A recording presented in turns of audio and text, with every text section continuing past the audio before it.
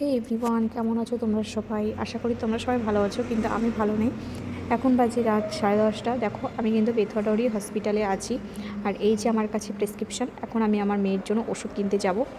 আর একটাই ফার্মেসি খোলা রয়েছে, তো সেই ফার্মেসিটাতেই আমাকে এখন যেতে হবে মেয়ের জন্য ওষুধ আনতে।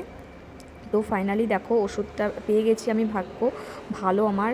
তো এখন আমি মেয়েকে এই ওষুধগুলো খাওয়াবো। আর দেখো, এত কুয়াশা, বিশ্বাস করবে না, আর প্রচণ্ড কষ্ট করে এখানে এসেছি। তো আমার একটাই বলার, যে তোমরা অনেকেই যে সিঙ্গেল মাদারকে নিয়ে অনেক নানান ধরনের মন্তব্য করো, খারাপ খারাপ মন্তব্য করো। ভালো তো করতে শেখোই নি, তো খারাপগুলোই তোমরা করো। তো এই জিনিসগুলো ফেস করতে হয় একটা সিঙ্গেল মাদারকে। তো আশা করি তোমরা জানো না, তো আমাদের জীবনের পেছনে কতটা লুকিয়ে রয়েছে, ভালো মন্দ। তো না জেনে শুনে পেছনে পেছনে উল্টোপাল্টা কাঠি করো না, তোমাদেরকে রিকোয়েস্ট করছি। কারো ভালো করতে পারবে না, তো কারো ক্ষতি অন্তত করো না। তো এই যে দেখতে পাচ্ছ কতটা কুয়াশা, এখন মোটামুটি 11:30 মতো বেজে গেছে। আর এই ওষুধগুলো এখন মাম্মামের জন্য নিয়ে যাচ্ছে, ওকে খাওয়াবো।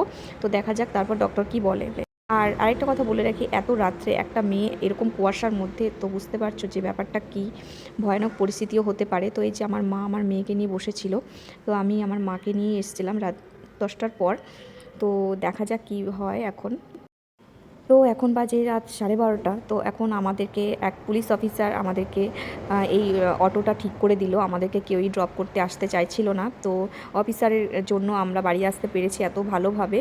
আর কি বলো তো, এই যে হাসি মুখটা দেখতে পাচ্ছ, আমার মাম্মাম কিন্তু অনেকটাই সুস্থ হয়ে গিয়েছে। তো সেই কারণে এই হাসি মুখটা তোমরা দেখতে পাচ্ছ। আর অনেক অনেক ধন্যবাদ অফিসারকে, থ্যাংক ইউ। মানে আমরা পুলিশদেরকে অনেক সময় খারাপ জানি, কিন্তু আজকে এত রাতে আমাকে কিন্তু অনেকটাই বড় উপকার করেছে। তো উনি না বললে কিন্তু আমরা অনেক কষ্ট করে বাড়িতে আসতে হতো আমাদেরকে।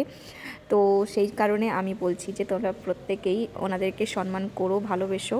তো বাবা আমাদের জন্য অপেক্ষা করছিল, বাবা একটু পরপরই আমাদেরকে ফোন করছিল, তো আমাদের কি অবস্থা এরকম জানার জন্য।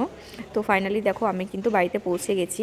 তো আমার মা সারা রাস্তাটা কিন্তু মিষ্টিকে কোলে করে নিয়ে গেছে বা নিয়ে এসেছে। তো মিষ্টির দায়িত্বটা কিন্তু পুরো আমার মায়েরই। সত্যি আমার মায়ের জন্য অনেকটাই খারাপ লাগে।